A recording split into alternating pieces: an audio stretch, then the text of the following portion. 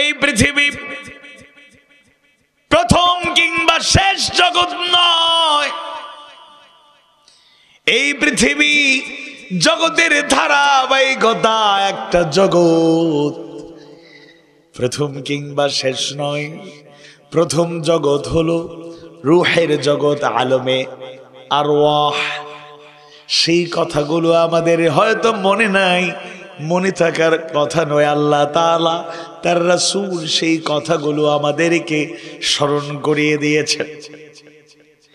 আদম আলাইহিস সালাম থেকে শুরু করে কিয়ামত পর্যন্ত যতগুলো রূহকে প্রেরণ করা হবে, সকল রূহগুলোকে নিয়ে আল্লাহ তাআলা একটা সমাবেশের আয়োজন করেছিলেন।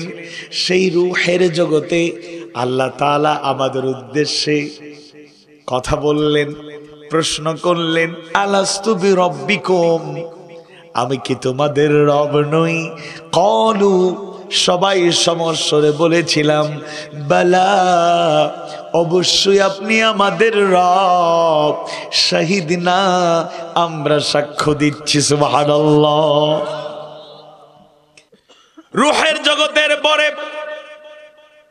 পর্যায়ক্রমে যার যার অবস্থার আলোকে আল্লাহ তাআলা যাকে যখন প্রয়োজন মনে করলেন ধারাবাহিকভাবে পৃথিবীতে প্রেরণ করলেন।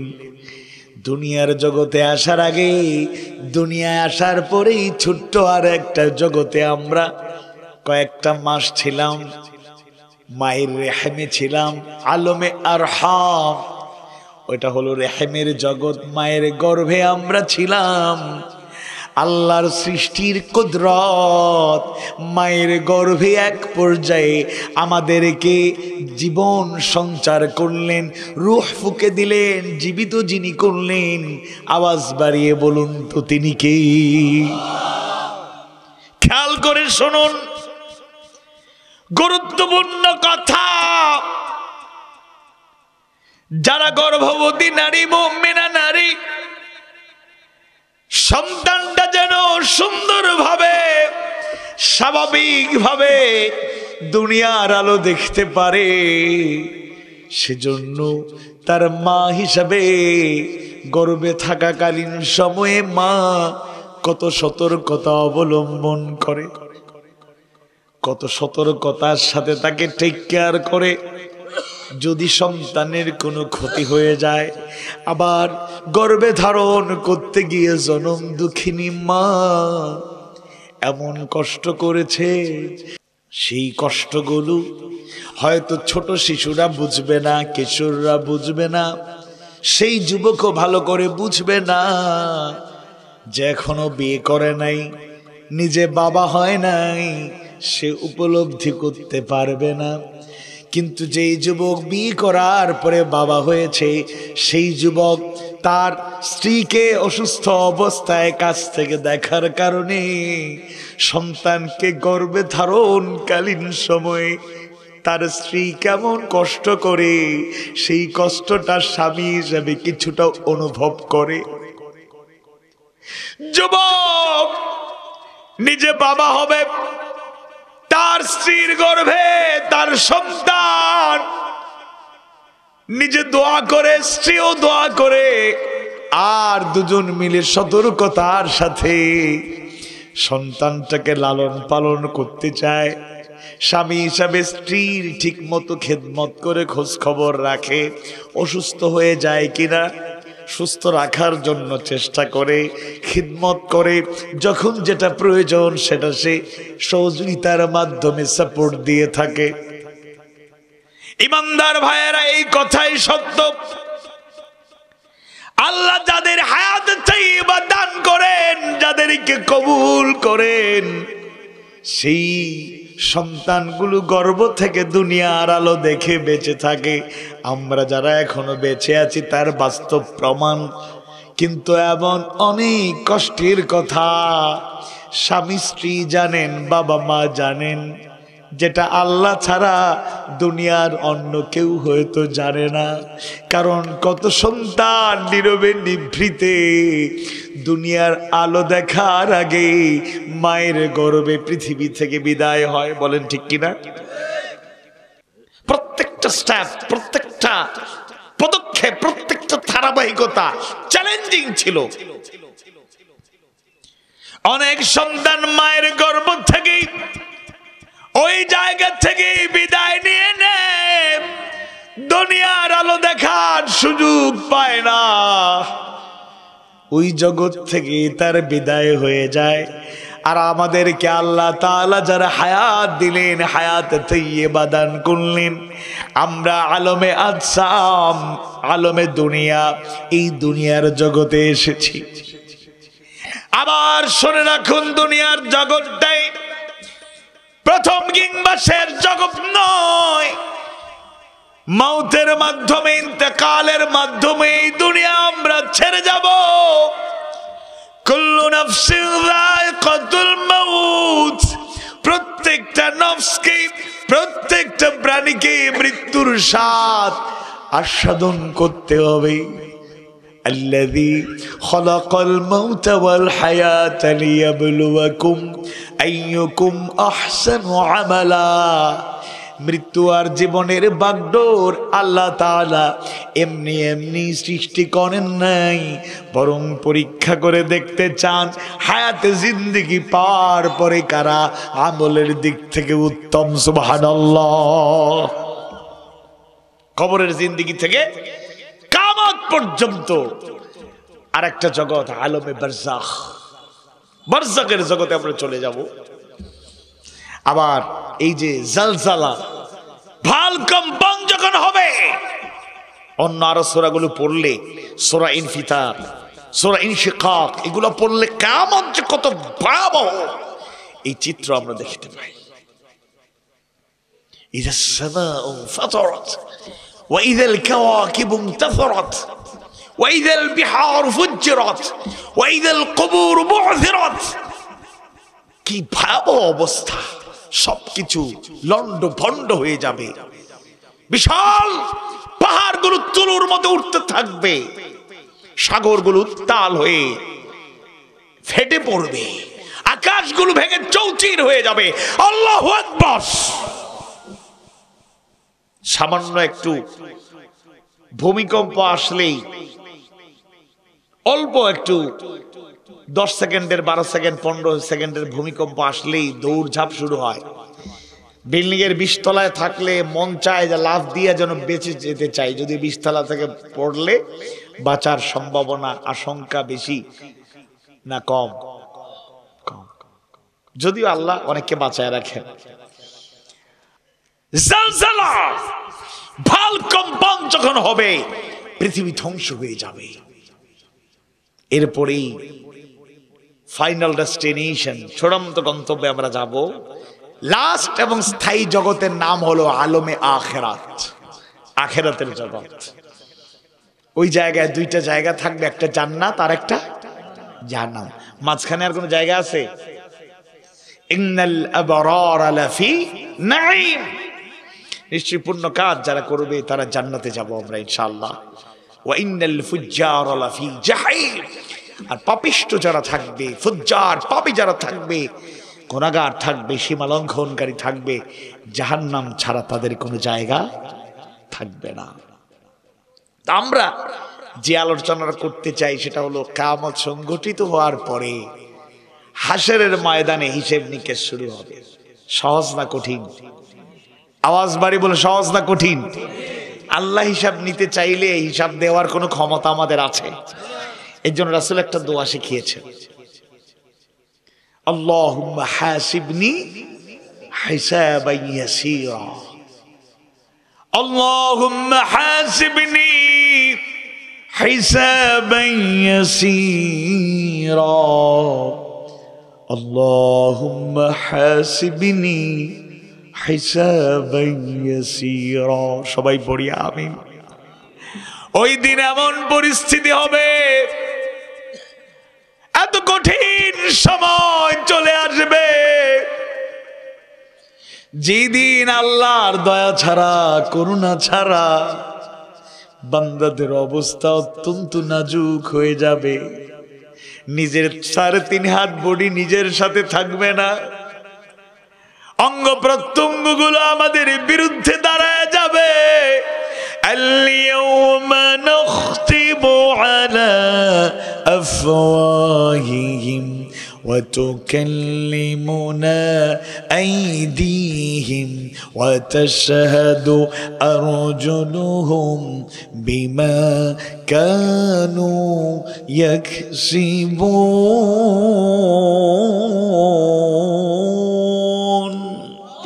মুখ কথা বলবে আমাদের বিরুদ্ধে, হাত আমাদের বিরুদ্ধে সাক্ষ্য দেবে, পা আমাদের বিরুদ্ধে সাক্ষ্য দেবে, অঙ্গ প্রত্যঙ্গ আমাদের বিরুদ্ধে সাক্ষ্য দেবে।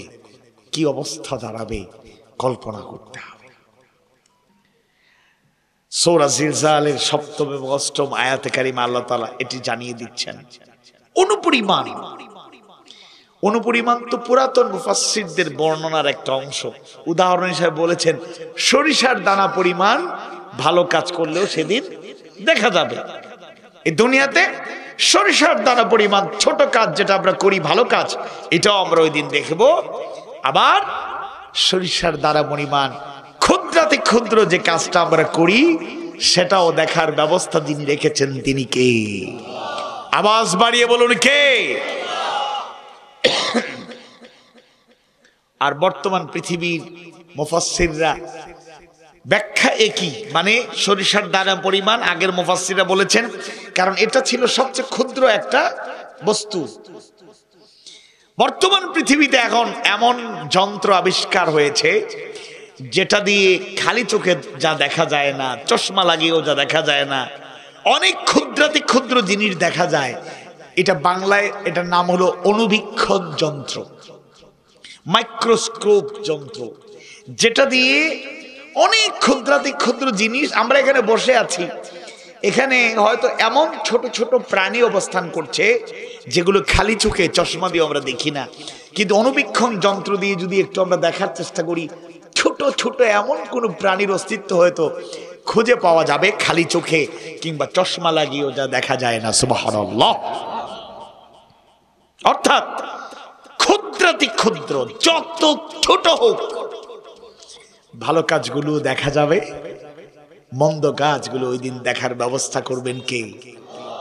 আর রিপোর্ট তো আল্লাহ আমাদের হাতেই ধরায় দিবেন। ইকরা কিতাবাক কাফা বিনাফসিকাল ইয়াওমা আলাইকা হাসিবা। পাঠ করো তুমি তোমার আমলনামা। থরথর করে কম্পন তৈরি হয়ে যাবে। যাদের হাতে ডান হাত, যাদেরকে ডান হাতে আমলনামা দেওয়া হবে তারা সফল, আল্লাহু আকবার। আর বাম হাতে দিলে তো অবস্থা খারাপ। فمن يعمل مثقال ذرة خيرا يره। সুতরাং যে ব্যক্তি অনুপরিমাণ ক্ষুদ্রাতি ক্ষুদ্র পরিমাণ ভালো কাজ করবে, নেক আমল করবে, সেটা ওই দিন দেখতে পারবে। বড় বড় আমলগুলো তো দেখবই, যেহেতু জামে মসজিদ কর্তৃক আয়োজিত মাহফিল, মনে রাখবেন ইবাদতের মধ্যে সবচেয়ে বড় ইবাদত হলো ঈমান আনার পরে প্রথমতম ইবাদতের নাম হলো সালাত। কি? সালাত। এই সালাত যারা ঠিকঠাক মতো আদায় করব, একদিন আমার আমলনামা দেখে আমি খুশি হব, বলেন ইনশাআল্লাহ। তবে যেন তেন ভাবে সালাত আদায় করলে এটা আমার জন্য কল্যাণকর হবে না।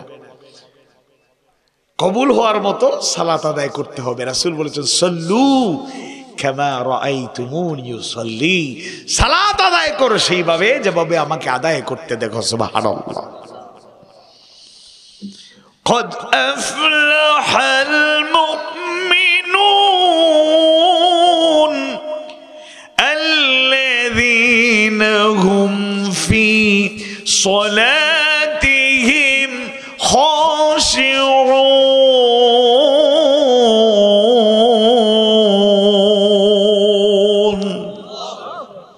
অবশ্য অবশ্যই মুমিনরা সফল হয়েছে যারা তাদের সালাতে বিনয় অবনত, নামাজ যেন তেন ভাবে পড়ে না, খুশু খুদুর সাথে পড়ে। সুবহানাল্লাহ। নামাজ তো 5 ওয়াক্ত ফরজ করেছেন কে? আওয়াজ বাড়ি বলুন কে? ইন্নাস সালাতা কানাত আলাল মুমিনিনা কিতাবাম মাওকুতা। সুনির্দিষ্ট সময় দিয়ে আল্লাহ তাআলা নামাজকে ফরজ করেছেন। যার যখন মন চাইবে নামাজ পড়লে চলবে না। নফল পড়তে পারেন আপনি, নফল সালাত যে কোনো সময় আপনি পড়তে পারেন, এরপরও 3টা সময় নামাজ পড়া থেকে বিরত থাকবেন। ইসলাম কেমন আদর্শ! নামাজ পড়া ফরজ, আবার নামাজ পড়া হারাম।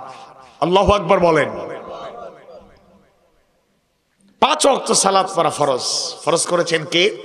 আল্লাহ। আর 3টা সময় নামাজ পড়া নিষেধ, হারাম। সূর্য উদয়ের সময়, দ্বীপ প্রহরের সময়, সূর্য যখন ঠিক মাথার উপরে থাকে, আবার সূর্য অস্ত যাওয়ার একেবারে লগ্ন যখন চলে আসে, তখন কোন ধরনের নামাজ পড়া যাবে না। একটা নিয়মের মধ্যে মুমিনরা যেন তার জীবনটাকে কাটায়। মন যখন যা চায়, নাস্তিকদের মতো, দুনিয়া প্রেমীদের মতো, ইট ড্রিঙ্ক এন্ড বি মেরি, খাও দাও ফুর্তি করো, আগামীকাল বাঁচবি কিনা বলতে পারো না। মুমিনরা এরকম হয় না। Check and balance. নিঃসন্দেহে আল্লাহ তাআলা যে সালাতের ব্যাপারে 82 বার তাগিদ দিয়েছেন, আকিমুস সালাত, আকামুস সালাত ওয়া ইউকিমুনাস সালাত ওয়া আকিমিস সালাতা লিযিকরি। সুবহানাল্লাহ। 5 ওয়াক্ত সালাত যারা ঠিকঠাক মতো পড়বে তারা তো জান্নাতি হবে, এতে সন্দেহ নাই। কারণ ঠিকঠাক মতো নামাজ যারা পড়ে, নামাজ তাকে পাপ থেকে বাঁচায়, পঙ্কিলতা থেকে বাঁচায়, অশ্লীলতা থেকে বাঁচায়। জানিয়ে দিয়েছেন কে? ইন্নাস সালাতা তানহা আনিল ফাহশাই ওয়াল মুনকার। সূরা আনকাবুতের 45 নম্বর আয়াতে কারিমা আল্লাহ বলছেন, নিশ্চয়ই সালাত মানুষকে অশ্লীল এবং মন্দ কাজ থেকে বিরত রাখে। সুবহানাল্লাহ। সাথে সাথে সালাতের আরো কিছু অংশ আছে। 5 ওয়াক্ত সালাত মসজিদে আদায় করলে ইমাম সাহেবের সাথে মুসল্লির দেখা হবে, মুয়াজ্জিন সাহেবের সাথে দেখা হবে, কমিটির সদস্যদের সাথে দেখা হবে, দায়িত্বশীলদের সাথে দেখা হবে। একজন নামাজি আরেকজন নামাজিকে দেখবে, আবার নামাজের মধ্যে গোপনীয়তা অবলম্বন করে। এমন নামাজও আছে যেই নামাজ বান্দারা অন্য কাউকে দেখাতে চায় না, একজনকে খুশি রাখতে চায়। বলুন তো তিনি কে? আল্লাহ রাসূল তার জন্য এটাকে ফরজ করে নিয়েছিলেন, কিন্তু বান্দাদের জন্য নফল। নফল বলতে এটাকে নফল বলে যদি আমরা হালকা করে দেই, আমরা ঠকে যাব। কারণ রাসূলের জীবন আদর্শ আমাদের জন্য উসওয়ায়ে হাসানা। আর আল্লাহর রাসূল রাত কেমন করে কাটাতেন, যদিও আমরা দুর্বল ইমানদার, সেইভাবে রাতগুলো কাটাতে পারি না। সূরা মুজাম্মিলের প্রথম অংশটুকু আয়াতগুলো যদি পড়ার চেষ্টা করেন, অধ্যয়নের চেষ্টা করেন, সৌন্দর্য খুঁজে পাবেন। বিসমিল্লাহির রহমানির রহিম। ইয়া আইয়ুহাল মুযাম্মিলু কুমিল লাইলা ইল্লা قليلا نصفه أو انقص منه قليلا أو زد عليه ورتل القرآن ترتيلا سبحان الله আল্লাহ রাসূল রাতের অর্ধেক কিংবা এর থেকে বেশি সময় রাত কাটিয়ে দিতেন। আয়েশা সিদ্দিকা রাদিয়াল্লাহু আনহার বর্ণনায় পাওয়া যায়, আল্লাহ রাসূল এত দীর্ঘ রুকু করতেন, সিজদা করতেন, তার পা মোবারক দাঁড়িয়ে থাকতে থাকতে, রুকু সিজদা করতে করতে, বসতে বসতে পা মোবারক ফুলে যেত। একদিন পাটা ফেটে রক্ত বেরিয়ে গেল। আয়েশা সিদ্দিকা রাদিয়াল্লাহু আনহা আল্লাহ রাসূলকে আবেগের সাথে প্রশ্ন করলেন, ইয়া রাসূলুল্লাহ, ইয়া হাবিবাল্লাহ, এত কষ্ট করেন কেন? আপনি তো মাসুম, আপনি বেগুনাহ, আপনার তো কোনো গুনাহ নাই, এত কষ্ট আপনি কেন করেন? আল্লাহ রাসূল আয়েশাকে সান্ত্বনা দিয়ে বললেন, হে আয়েশা শোনো, আফালা আকুনা আবদান শাকুরা, আমি কি শুকরগুজার বান্দাদের কাতারে শামিল হব না? সুবহানাল্লাহ, আল্লাহু আকবার। প্রতিটি নেক আমল, প্রতিটি পুণ্য কাজ, প্রতিটি আমল আমরা একদিন দেখব। দুনিয়াতে দেখানোর জন্য আমরা করব না, কিন্তু আখিরাতে দেখে আমি যদি ভালো কাজগুলো, এমন অনেক কাজ আমরা করি যেটা আমার নিজেরই মনে থাকে না, এরকম ছোট ছোট অনেক আমল আছে। মনে করুন আপনি হেঁটে যাচ্ছেন, একটা উঁচু ছোট্ট ব্রিজ, একজন ঠেলাওয়ালা কিছু জিনিস মালামাল নিয়ে একা একা উঠার চেষ্টা করছে, সে ব্রিজের মধ্যে ঠেলাটা ধাক্কা দিয়ে দিয়ে একা একা উঠতে পারছে না। আপনি কাছ দিয়ে যাচ্ছেন, পাশ দিয়ে যাচ্ছেন, আপনি তাকে হেল্প করলেন, সহযোগিতা করলেন, ধাক্কা দিয়া ব্রিজে তুলে দিলেন। এটা সওয়াবের কাজ না গুনার কাজ? সওয়াব আছে না নাই? একদিন কিন্তু এটা আমরা দেখব। রাস্তা দিয়ে হেঁটে যাচ্ছি, হঠাৎ রাস্তার মধ্যে এমন একটা জিনিস রাখা, খালি পায়ে যদি কেউ হেঁটে যায় তাহলে তার পায়ের মধ্যে এটা অনেক ক্ষতির কারণ হয়ে যেতে পারে, রক্তাক্ত করে ফেলতে পারে। কাঁটা জাতীয় অথবা লোহা জাতীয় অথবা কাঁচ জাতীয় এমন কিছু। আপনি এটা দায়িত্ব আপনার না। কিছু লোক তো আছে, আমরা রাস্তা দিয়ে যাচ্ছি, ময়লা আবর্জনা দেখলেই লম্বা লম্বা লেকচার দিই। এখানে চেয়ারম্যান বানিয়ে কি হবে, কাউন্সিলর বানিয়ে কি হবে, মেম্বার বানিয়ে কি হবে, মেয়র বানিয়ে কি হবে, এমপি বানিয়ে কি হবে? এগুলা সৌন্দর্য নাই, গুছানোর কোনো লোক নাই, কোনো শৃঙ্খলা নাই, সমাজটা একেবারে এলোমেলো অবস্থা, নোংরা অবস্থা। সামান্য জিনিস আপনি সরিয়ে দিলেই তো হয়। আমরা তো সেই দেশের নাগরিক, কষ্ট নিয়েন না। এখন বাসে চড়ে যাচ্ছি, জানালা খোলা, আপনার পাশ দিয়ে যে আরো মোটরসাইকেল যাইতে পারে, প্রাইভেট কার যাইতে পারে, আশপাশে কেউ দাঁড়ায় থাকতে পারে, খেয়ালই নেই, থুতু নিক্ষেপ করি। কত মানুষের উপরে কোন থুতু নিক্ষেপ হয়ে যায়, বলেন ঠিক কিনা? আপনি এইরকম কাজ মানুষের আরেকজনের কষ্টের কারণ হয়ে যাচ্ছেন আপনি। এই কাজগুলো সতর্কতার সাথে উন্নত বিশ্ব, ইউরোপ, আমেরিকা, তারা উন্নত হচ্ছে, এমনি হচ্ছে না। আমাদের আখলাক, আমাদের ক্যারেক্টার গুলো তারা নিয়ে গিয়েছে। আমরা ঈমান আছি কথায়, আমলে কিন্তু আমরা দুর্বল।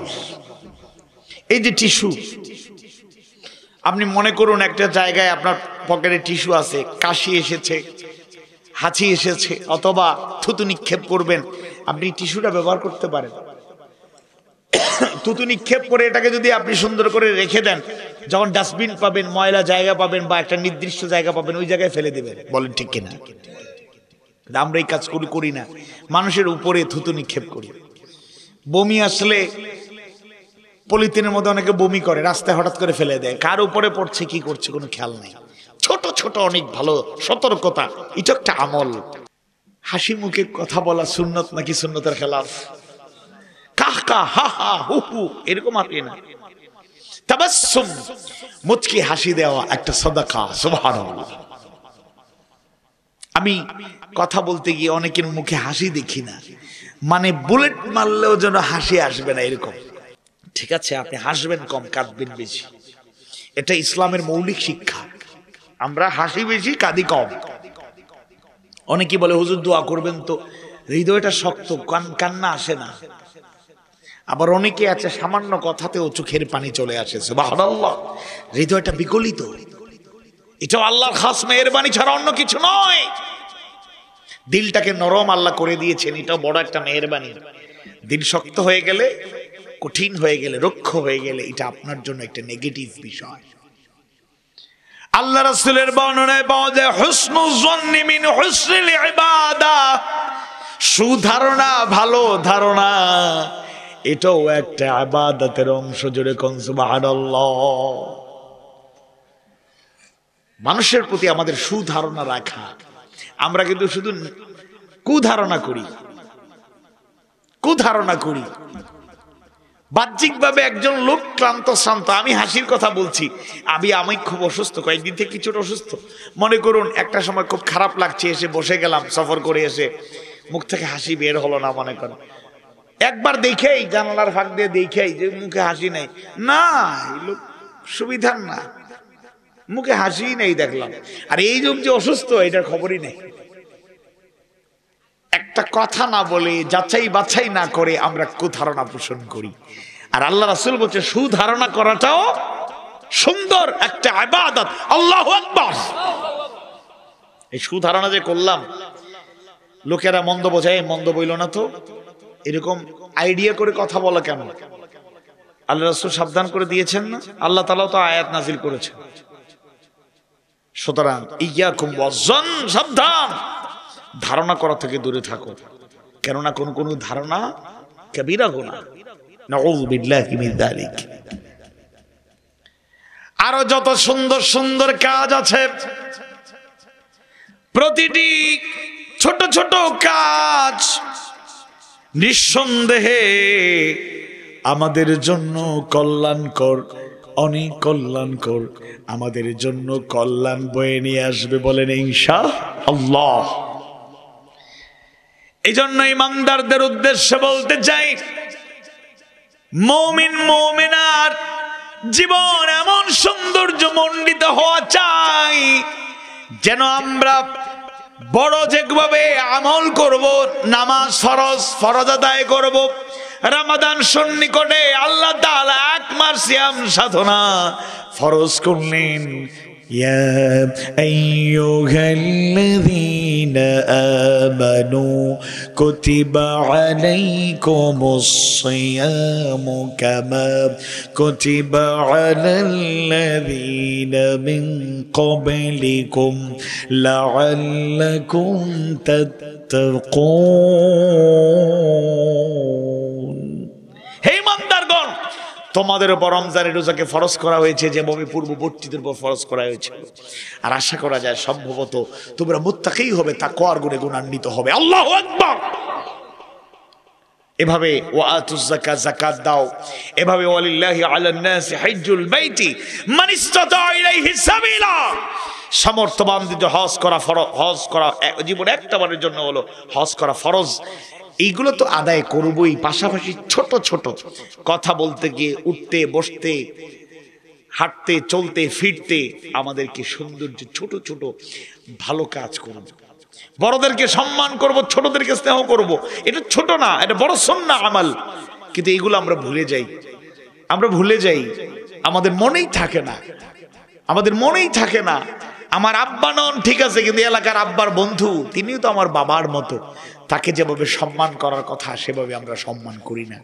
ছোটদের প্রতি আমাদের যেভাবে স্নেহ মমতা থাকা দরকার ছিল সেভাবে আমাদের মধ্যে স্নেহ মমতা থাকে না, যেটা কখনোই কাম্য নয়। ইমানদার ভাইয়েরা, একইভাবে আল্লাহ তাআলা সূরা জিলজালের ৮ম আয়াতে কারিমায় জানিয়ে দেন, ওয়া মান ইয়া'মাল মিসকালা যাররাতিন শাররান ইয়ারাহ, অনুপরিমাণ ক্ষুদ্রাতি ক্ষুদ্র পরিমাণ মন্দ কাজ করলেও যিনি দেখবেন, সেই দিন দেখার ব্যবস্থা করবেন তিনি কে? আমরা হাশরের ময়দানে যখন আমাদের আমল নামাগুলো দেখানো হবে, তখন একেবারে ক্ষুদ্রাতি ক্ষুদ্র মন্দ কাজ, যেটাকে আমি মন্দ মনে করি না, সেটাও আমার চোখের সামনে ধরা পড়বে। আল্লাহর ক্যামেরায় সেটা রেকর্ড হচ্ছে। আজকে সিসি ক্যামেরা আবিষ্কার হওয়ার কারণে অনেক চুরি ডাকাতি কমে নাই? ছিনতাই, চুরি, ডাকাতি, রাহাজানি অনেক কিছু কমে গিয়েছে।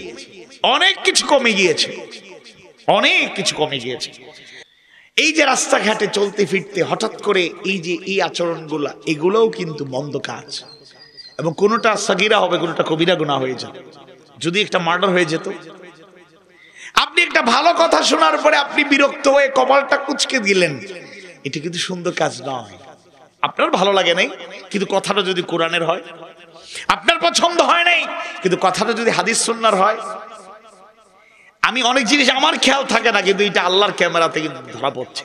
তো সিসি ক্যামেরা থাকার কারণে মানে অনেক অনেক বিষয় এখন, যদিও যারা স্পেশালিস্ট চুরি করতে গিয়ে, ডাকাতি করতে গিয়ে, ছিনতাই করতে গিয়ে স্পেশালিস্ট, কোথাও কোথাও এমন খবরও পাওয়া যায় যে চোররা ছিনতাই করতে গিয়ে, চুরি করতে গিয়ে, ডাকাতি করতে গিয়ে আগে সিসি ক্যামেরাগুলো বিকল করে দেয়, নষ্ট করে দেয়। এরকম ঘটনা আছে না নাই?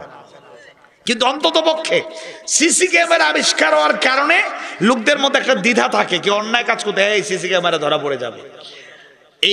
এই সিসি ক্যামেরা আবিষ্কার হওয়ায় অন্তত একটা ফায়দা হয়েছে, লোকদেরকে এটা বোঝানো সহজ হয়েছে যে আল্লাহ তাআলার ক্যামেরায় সবকিছু বন্দী হচ্ছে, ফেরেশতাদের দিয়ে কিরামান কাতিবিন লিখছেন, আবার সবকিছুর ভিডিওগ্রাফি, ভিডিও রেকর্ডও থেকে যাচ্ছে। আজকের আবিষ্কারগুলো, বিজ্ঞানের আবিষ্কারগুলো খোঁজ খবর নিলে দেখবেন হয়তো আল্লাহ তাআলা সবকিছু যে পুঙ্খানুপুঙ্খভাবে দেখবেন, এগুলো থেকে গবেষণা করেও এগুলো আবিষ্কার হওয়ার সম্ভাবনা রয়েছে। এজন্য আমরা যত মন্দ কাজ করি না কেন, প্রকাশ্যে না করলেও, গোপনে গোপনে করলেও, সব একদিন ধরা পড়বে যার ক্যামেরায়। তিনি কে? আওয়াজ বাড়িয়ে বলুন কে? একটা হাদিস শুনিয়ে এরপর আমি শেষ করে দেব। এই হাদিসটা গুরুত্বপূর্ণ, মুত্তাফাকুন আলাইহি, বুখারী এবং মুসলিমের বর্ণনায় এসেছে। عن أبي هريرة رضي الله عنه قال قال رسول الله صلى الله عليه وسلم اجتنبوا السبع الموبقات। আবু হুরায়রা রাদিয়াল্লাহু আনহু থেকে বর্ণিত, আল্লাহ রাসূল বললেন, ভয়ঙ্কর 7টি গুনাহ থেকে তোমরা বেঁচে থাকো, সাবধান থাকো। কানু ইয়া রাসূলুল্লাহ, জিজ্ঞেস করা হলো, হে আল্লাহ রাসূল, ওয়া মা হুন্না, এগুলো কি? আল্লাহ রাসূল বললেন, 1 নম্বরে আশরিকু বিল্লাহ, আল্লাহর সাথে শরীক করা। এর থেকে বড় অপরাধ থাকতে পারে? আওয়াজ বাড়ি বলুন, থাকতে পারে? এরপরে বললেন ওয়াস সিহর, জাদু। জাদু টোনা বর্তমানে আমাদের এই সমাজে আছে না নাই? আওয়াজ বাড়ি বলুন, আছে না নাই? ওয়া কাতালুন নাফসিল্লাতী হারামাল্লাহু ইল্লা বিল হক, অত্যন্ত জঘন্য 3 নাম্বার কাজের কথা আল্লাহ তাআলা জানিয়ে দিলেন, সরই কারণ ব্যতিরেকে কোনো মানুষকে হত্যা করা। বাস্তবসম্মত, শরীয়ত সম্মত কারণ ছাড়া কাউকে হত্যা করা, এটা ছোট অপরাধ না বড় অপরাধ? ভয়ঙ্কর অপরাধ। 4 নম্বরে হলো আকালুর রিবা, সুদ খাওয়া। 5 নম্বরে হলো আকালু মালিল ইয়াতীম, ইয়াতীমের মাল ভক্ষণ করা। এই সমাজে এরকম লোক আছে না নাই? 6 নম্বরে হলো ওয়াতাওয়াল্লি ইয়াউমাজ জাহফি, যুদ্ধের ময়দান থেকে পলায়ন করা। ইসলামের জন্য এখন কিন্তু আমরা মাক্কি যুগে আছি, এখন কোনো যুদ্ধ বিগ্রহ আমাদের জন্য ফরজ নয়, কিন্তু যদি ফরজ হয়ে যায় তখন যুদ্ধের ময়দান থেকে পলায়ন করা বড় একটা অপরাধ। আওয়াজ বাড়িয়ে বলুন ঠিক কিনা? 7 নম্বরে আল্লাহ রাসূল বললেন, ও কাযবিল মুহসিনাতিল মুমিনাতিল গাফিলাত, সতী সাধবী ভালো কোন নারীর উপর জেনার তহমত দেয়া, অপবাদ দেয়া। বলেন নাউযুবিল্লাহ। একজন মুমিনা নারী যিনি ভালো, সব আমলদার, পর্দানশীল, আল্লাহওয়ালা, শত্রুতা বশত অপবাদ দিয়ে দিলেন। আর আমাদের লোক, সমাজের লোকেরা খুবই খারাপ, যাচাই বাছাই করে না, একটা অপবাদ শুনেই এটাকে তারা প্রচার করা শুরু করে দেয়। তোমাকেই বললাম, আপনাকে বললাম, আর কাউকে বললেন না, শুনছেন? এরকম আছে না নাই? একটু খেয়াল করে শুনুন, এই যে বিষয়গুলো বলা হলো, আল্লাহর সাথে শিরিক করা হলো সবচেয়ে বড় অপরাধ। আল্লাহ তাআলা অগণিত আয়াত কারিমায়ে জানায়া দিলেন, অসংখ্য গণিত আয়াত কারিমায়ে জানায়া দিলেন। সূরা লোকমানের 13 নম্বর আয়াত কারিমায় আল্লাহ সুবহানাহু ওয়া তাআলা জানায়া দেন, ইন্নাশ শিরকা লাযুলমুন আযীম।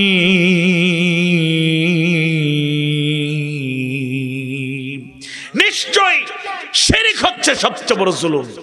আল্লাহ রাসূল বারবার বলেছে, লা তুশরিক বিল্লাহি শাইআ, খবরদার আল্লাহর সাথে কাউকে শরীক করো না।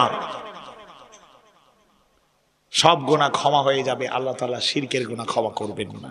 নাউযু বিল্লাহি মিন যালিক। এরপরে জাদুর টোনা ইত্যাদি ইত্যাদি আমাদের সমাজকে শেষ করে দিচ্ছে।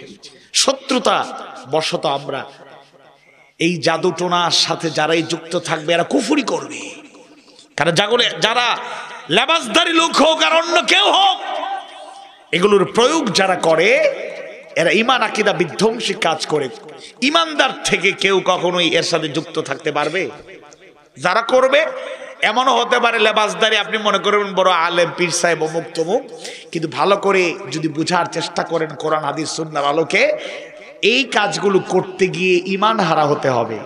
কুফরি করার মতো কাজ করা ছাড়া জাদুকে নিয়ন্ত্রণ করা, এগুলোর চালাচাল করা সম্ভব না। নাউযুবিল্লাহি মিন যালিক। এজন্য সাবধান থাকতে হবে। আর অপরাধ ছাড়া কাউকে হত্যা করা যাবে না। তাইলে একটা প্রশ্ন আপনারা করবেন, হুজুর তাইলে হত্যা করাও কি জায়েজ? আছে, জায়েজ। কখন জায়েজ? মক্কার 13 বছরে কোনো যুদ্ধ ছিল না, মাইর খাইছেন, পাল্টা একটা মারেন নাই। সুবহানাল্লাহ বলেন। আঘাতের পর আঘাত করা হয়েছে। রাসূল তায়েফে রক্ত দিয়েছেন, সাহাবী যারা ছিলেন তারা কি ইচ্ছা করলে কাফেরদেরকে মারতে পারতেন না? মারেন নাই, মাইর খাইছেন, সবর। আল্লাহ বারবার সবরের তাকে দিয়েছেন। সিবি আবু তালিবে বন্দী ছিলেন, কারাগারে ছিলেন, বন্দী ছিলেন, তখনও তো যুদ্ধের ডাক আসে নাই। আল্লাহ রাসূলের চোখের সামনে সাহাবীরা মাইর খাইছেন। ইয়াসির পরিবার উপর নির্যাতন হয়েছে, সবরের তাগিদ দিয়েছেন। সুমাইয়া রাদিয়াল্লাহু আনহা শহীদ হয়েছেন, তখনও তো প্রতিরোধ গড়ে তোলার আয়াত নাজিল হয় নাই। কিন্তু মদিনাতুল মুনাওয়ারায় আল হুকুমাতুল ইসলামিয়া, ইসলামিক স্টেট হওয়ার পরে, ইসলামী সমাজ, ইসলামী রাষ্ট্র হওয়ার পরে, কোরআনের আলোকে যখন রাষ্ট্র চলবে, সমাজ চলবে, তখন কোরআনের আইন কার্যকর হয়ে যাবে। চুরি করলে হাত কাটা। আবার কেউ কেউ বলে কত বড় অমানবিক কাজ করলো ইসলাম, চুরির হাত কাটা। আরে শুনুন, বেশি লম্বা কথা কইেন না। ইসলাম ইনসাফ আদল করা জানে, কারণ ইসলাম প্রতিষ্ঠা হওয়ার সাথে সাথে চুর আর থাকবে না। কারণ চুরি কেন করবে? অভাব তো থাকবে না, যাকাত ভিত্তিক অর্থনীতি থাকবে। ঘরে আইসা ওইখানে রাষ্ট্রপতির কাছে গিয়া, প্রধানমন্ত্রীর কাছে গিয়া ধর্ণা দিতে হবে না। ওরা খোঁজ খবর নিয়ে নিয়ে দেখবে কার ঘরে অভাব আছে, কাদের অভাব আছে। ইসলাম তাদের অভাব ঘরে গিয়ে পৌঁছায় দেবে, তাদের অভাব দূর করে দেবে ইনশাআল্লাহ। স্বভাবে চুরি করতে চাও, এবার স্বভাবে চুরি করতে গিয়ে অনেক চোররা, ডাকাতরা মানুষকে হত্যা করে। যখনই ধরা পড়ে যায় তখন এরা এলোপাতারি গুলি করে, চাকু দিয়ে আঘাত করে। চুরি তো করে, সাথে সাথে মানুষকেও মারে, আর আপনার তখন আর দরদ থাকে না। আর এই চুরি আবার হাত কাটলে আপনার দরদ। ইসলাম ইনসাফ আদল কায়েম করেছে। পৃথিবীতে বড় বড় রাষ্ট্রপ্রধানরা বড় বড় কথা বলতে পারেন, ইনসাফ আদল কায়েম করতে পারেন নাই। আমাদের দেশেও যে সরকারি যায়, নিজের দলের লোকেরা যেই পরিমাণ সাপোর্ট পায়, বিরোধী দলেরা সেরকম সাপোর্ট পায় না। হ্যাঁ, তার মৌলিক অধিকার হিসাবে অনেক কিছু সে পায়, কিন্তু রাজনৈতিক দিকে গেলেই দেখা যায় ক্লেশ। সরকারি দলের যে দলই আসুক ক্ষমতায়, প্রোটেকশন পায়, আর বিরোধী দলের প্রোটেকশন পায় না, বড় প্রোটেকশন উল্টো দিকে যায়। আওয়াজ বাড়ি বলুন ঠিক কিনা? ইসলাম কখনো অমানবিক কাজ করে না। এজন্য প্রয়োজনে একজন হত্যা করেছে, একজনকে হত্যা করেছে, এটা শাস্তি হলো তাকে কিসাস, উল্টো তাকেও হত্যা করা হবে। আওয়াজ বাড়ি বলুন ঠিক কিনা? আজকের জমানায় দেখবেন জেনা ব্যভিচার বাড়ছে, এগুলো এরকম থাকতো না। ওপেন জেনা ব্যভিচার কলেজ ক্যাম্পাসে, ইউনিভার্সিটি ক্যাম্পাসে, রাস্তাঘাটে ছেলে মেয়েরা নোংরামি করে, নষ্টামি করে, ভ্রষ্টামি করে। প্রশাসন মাঝে মধ্যে বিভিন্ন জায়গায় অভিযান চালায়, কিন্তু এরপরে এগুলো বন্ধ হচ্ছে না। এই যে জেনা ব্যভিচার চলছে, ইসলামী আইন যদি হইতো, পাথর মাইরা যদি কিছু সাইজ করা হইতো, তাহলে কি জেনা ব্যভিচার আর থাকতো না। এজন্য ন্যায়সঙ্গত কারণে হত্যা করা যায়। একজনকে হত্যা করেছে, ইসলামী আইনে বলে তারে হত্যা করো, একইভাবে এটাই কিসাস।